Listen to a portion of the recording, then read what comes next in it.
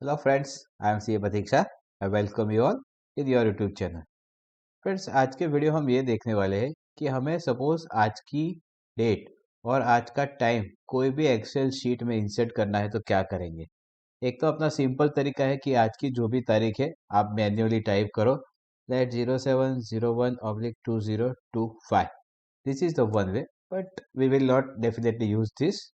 So the shortcut is equal to today formula.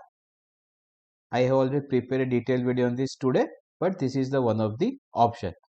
But I do not want to use this option also. So is there any way? Yes, sir. If you will press Control and semicolon, you will get the current date. And for having current time, you have to press Control, Shift, and semicolon. You will observe the current date and current time can be inserted with keyboard shortcut. Hope friends you have liked the video. If you feel the video is good, please like, share it with your friends. Thank you and keep smiling.